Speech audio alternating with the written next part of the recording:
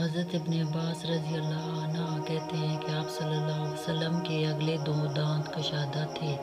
جب آپ صلی اللہ علیہ وسلم گفتگو فرماتے تو ایسا معلوم ہوتا کہ آپ صلی اللہ علیہ وسلم کے ان دونوں دانتوں کے درمیان سے نور نکل رہا ہے۔ شیطان تمہارے گھروں میں اس جگہ رہتا ہے جہاں مکڑی جالے تنتی ہے۔ اپنے گھروں میں مکڑی کے جالے مت رہنے دیا کرو، کیونکہ اس سے گھر میں غربت و پریشانی آتی ہے۔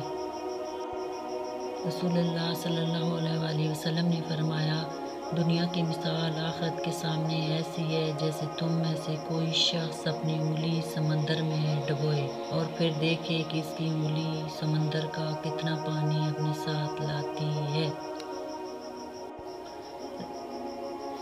سورہ یاسین پڑھنے کا ثواب۔ رسول اللہ صلی اللہ علیہ وآلہ وسلم نے فرمایا، ہر چیز کا ایک دل ہوتا ہے۔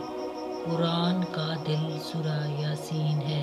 جو شخص سورہ یاسین پڑھتا ہے اسے 10 قرآن پڑھنے کا ثواب ملتا ہے۔